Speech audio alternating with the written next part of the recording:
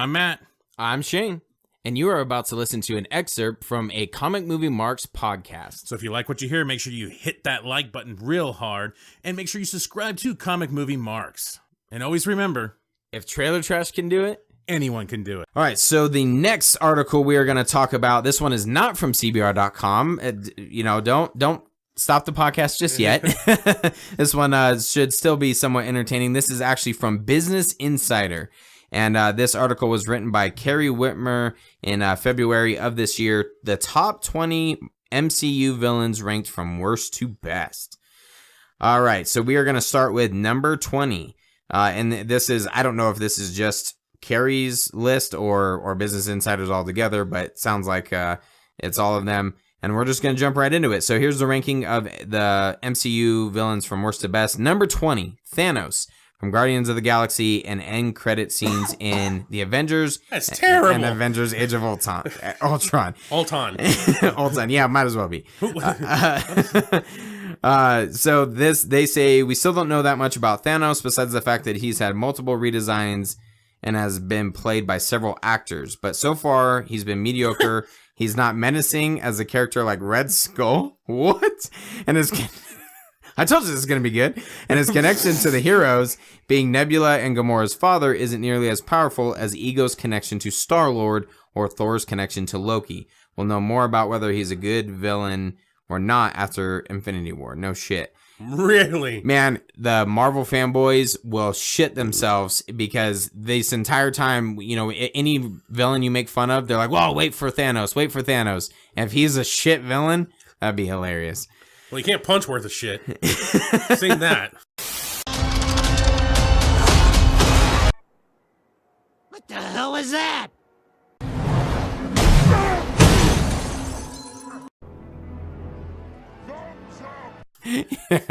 Barely knocks Iron Man 10 feet back. Yeah, true. With a full cocked fist. Big black cocked fist. BBC fist. All right, number 19, Emil Blonsky, or Emil Blonsky, whatever the fuck. The Abomination from The Incredible Hulk. And then it says, remember when Ed Norton was the Hulk? No. No, you do not. Tim Roth played the Abomination, and it wasn't bad, but he was pretty much only there to help Hulk destroy as many buildings as possible. They didn't destroy shit in that thing. That's what I was surprised about. I really liked him as Abomination. I thought he was perfectly fitting. You can go back to our review of that, and it's one of my favorite origin movies. Yeah. Well, he has like a Napoleon complex, and in the review, I'm like, he has a Napoleon complex. That's what it was. Because I couldn't fucking remember. Baxter Building.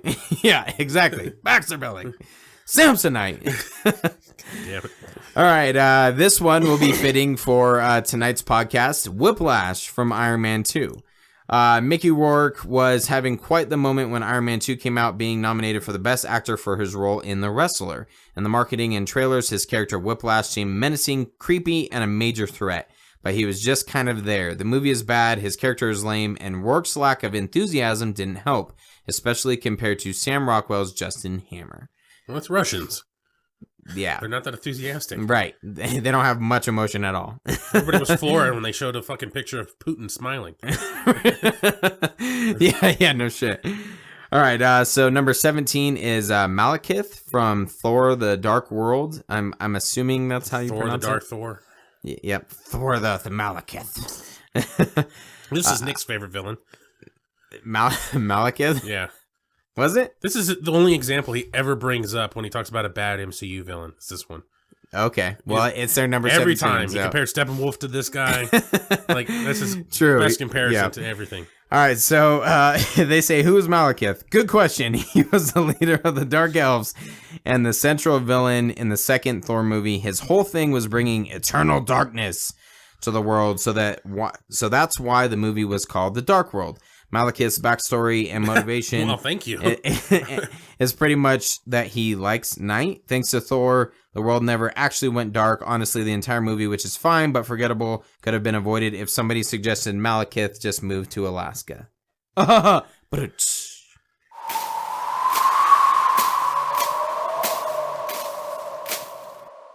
Good one, Carrie. Good one. Number 16, Ronan the Accuser, Guardians of the Galaxy. Ronan was a mass-murdering racist played by Lee Pace, a great actor whose performance was lost in pounds of blue makeup. Ronan is menacing thanks to Pace delivering his many, many monologues well, but other than that, there's not much characterization. I actually liked him until the end. He gets kind of schooled at the end. Yeah, he does. He definitely gets nerfed. I do think he was really a good villain up until that point. You know what I realized in the Marvel formula? And that they even have a formula how they start a movie in some of their movies now. I've noticed this actually recently, is that the villains always start off with something really fucking extreme. Like, remember when we watched Doctor Strange and he cuts the fucking dude's head off and it goes in a basket? Oh, yeah. And we're like, oh, shit. Okay, yeah. And then I remember this one, dude is just laying in something and he grabs his hammer and he's like, you want the hammer? And he fucking brings it down on him and shit. And he smashes the shit out of him and they show the blood running down. Mm-hmm.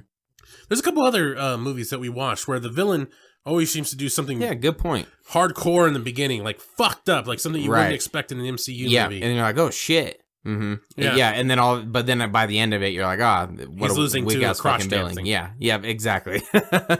Yeah, so I did like Ronan. One of my biggest complaints of Guardians of the Galaxy was that they didn't delve into, the fact that he's a mass murdering, basically racist. Genocidal. Yeah, like it took me probably to the second or third time when I watched it, like, man, they should have delved into that a little bit more. And had Hitler in space, and it had Drax kind of more emotion to that. Like I felt like I didn't feel sorry enough for him in him trying to get his redemption and killing Ronan for killing his family. All right, so number 15 is Alexander Pierce from The Winter Soldier. Winter Soldier is a pretty good movie. Fuck you. But Alexander Pierce, played by Robert Redford, is so forgettable that I forgot Redford, one of the most iconic actors of all time, was even in the movie. Pierce is a top Hydra operative working undercover for S.H.I.E.L.D. and the government. I'm sure Robert Redford fell asleep reading the screenplay. Wow. What? Oh, harsh. Oh, even for us. To be fair, we didn't think that this was going to be like so anti-Marvel. I'm kind of enjoying it, but at the same time, like, it's a pretty good movie. Yeah. It's like the one that every MCU fanboy hangs their hat on. Yeah, absolutely. Well, and I mean, rightfully so. I rage boner the shit out of this. Yeah, absolutely. Oh, fuck. My whole article got all messed up. All right. So it's a pretty good movie. Not bad. Yeah, Winter Soldier. That's all right. I mean, all right. So number 14 is Darren Cross / the Yellowjacket in Ant-Man.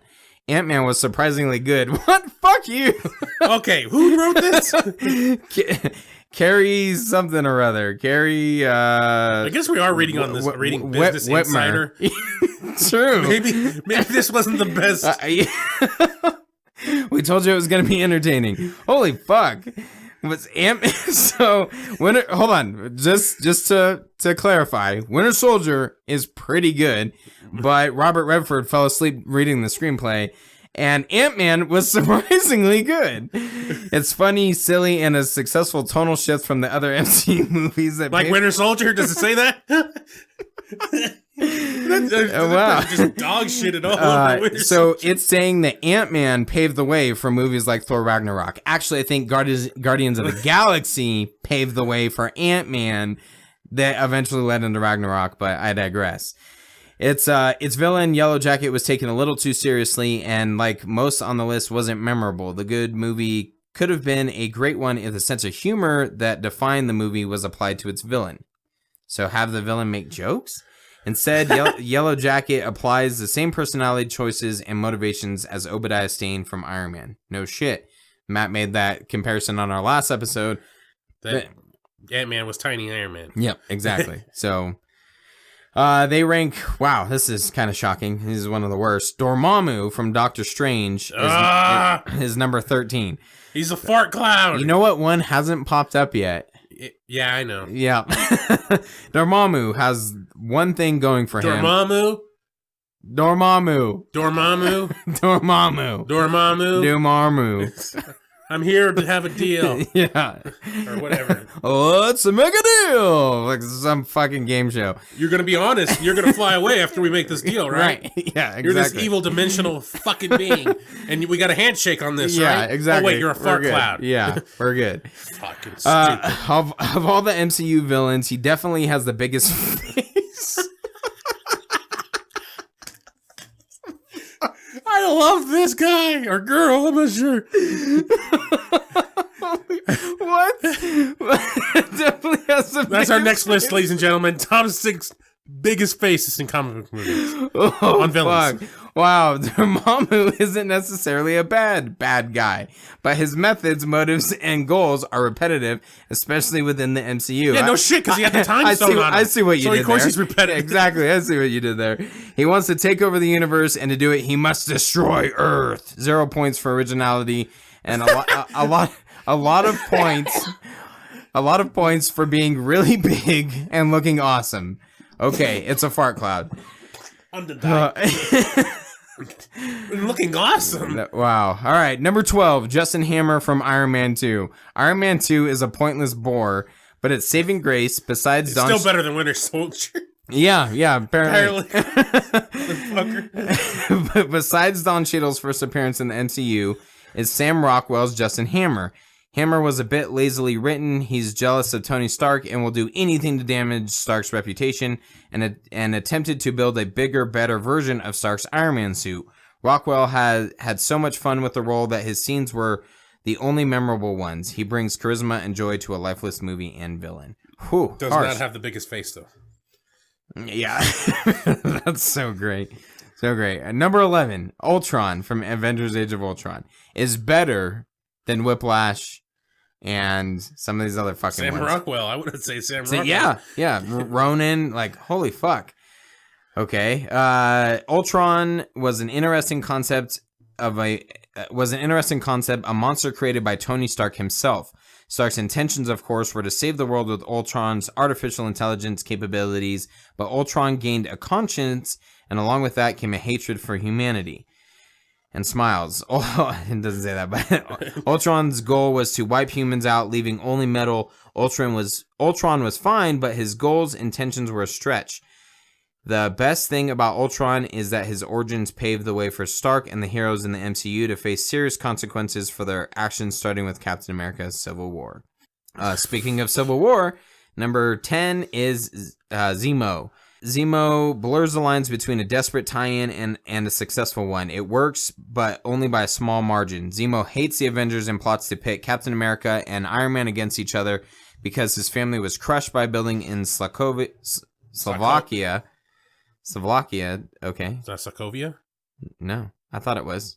Sokovia Accords? This says by a building in Slovakia during the Avengers battle with Ultron in Age of Ultron.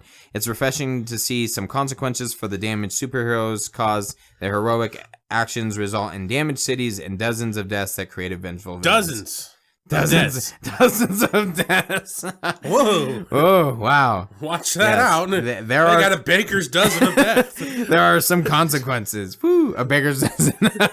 Even worse. Oh, man. 13. Woo. That's about half of what they did in DC. Yeah, no, 2 baker's dozens of death in DC. Oh, man. Matt and I did bring this up that Zemo was a pretty relatable character, and we've come to appreciate Captain America: Civil War a little bit more, based on a lot of the other movies. Yeah, a lot of the other Guardians MCU movies too. But I remember one of my favorite parts of that was Zemo at the end, kind of giving away his ultimate motivation, his Bond style villain. Yeah, exactly. And even though there's a lot of conveniences that work his way in order for the movie to play out, I enjoyed him as a villain. Just gotta learn to mail shit to people instead of driving them all the way out to Siberia or whatever the fuck it was. Right. yeah, exactly. Simple email would have been fine. Make that an MP4. Yeah, and then we're good. Number 9, this is interesting. Tony Stark in Captain America: Civil War. Stole my joke, you son of a bitch. Seriously. Tony Stark isn't an outright villain here, but his selfish vendetta to make himself look good to people who hate him got his friends locked up in an underground prison. Stark's motives made Captain America: Civil War a better movie. Choosing sides was a huge conflict for fans and added a lot more depth to the MCU and Avengers as individuals. And as what Matt was referencing, which I thought was fucking hilarious, was our Instagram picture about the best MCU villain. And he put Tony Stark on there. And then if you read the comments, people are like, why is Tony Stark on here? And then some people who got it were like, Tony Stark, laughing my ass off and stuff like that. So it's pretty awesome. Number 8. Wow, this is shocking. The Grandmaster from Thor Ragnarok. This guy sucks ass. Number 7. Eagle of the Living Planet. This guy sucks ass. Number 6. Obadiah Stane. Okay, there we go. Yeah, all right, there we go. As the first villain in the MCU movie. First good villain he has ever, on this list. Yeah. Obadiah Stane Jeff Bridges defined what these villains could and should be. First appearing as a mentor to our hero, Tony Stark. The twist is that Obadiah has been planning to take over the company and is pissed. That's a pretty simple twist, but... and is pissed when Stark decides to stop manufacturing weapons. His motivations, while not relatable, make sense, and he has the intelligence, resources, and talent to be believably threatening.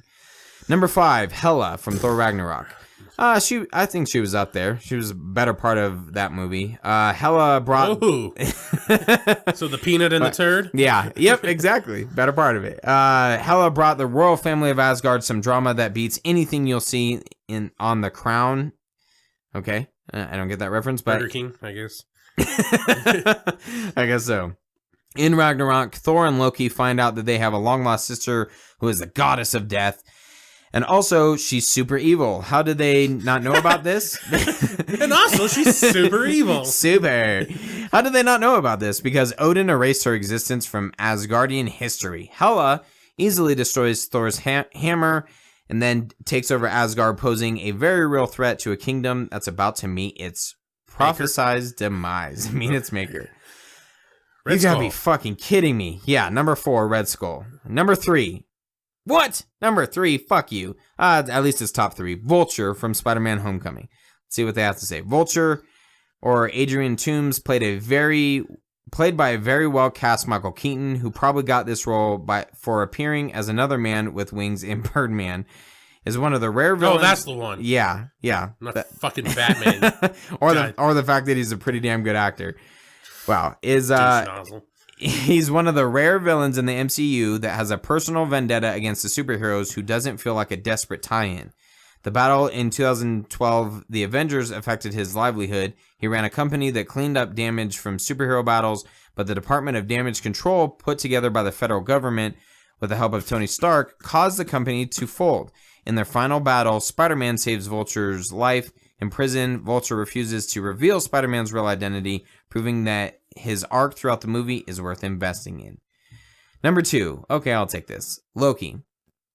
All right, number 1. Wow, so that's good. One that was completely left out was the one that I was thinking that it was going to be. So number 1, Erik Killmenger. Everybody's got a bonus for Killmonger. Yep, exactly. How timely. Killmonger. It's the MCU way. Whatever's the most recent is the best. Yep, absolutely. Every fucking time. Most recent movie is the best MCU movie ever. Yeah, it's the best movie ever. All right, give me the next one. Best villain ever. He is a great villain, but absolutely. I still don't think he's the best MCU villain. No. And he's nowhere near Ledger's Joker. Oh, I'm so sick of that argument. I know. Holy shit. I saw someone, I don't remember who it was, made the comparison of Killmonger to Zod. And I think that's a better comparison than fucking the Joker. Like, that's a whole different level, kids.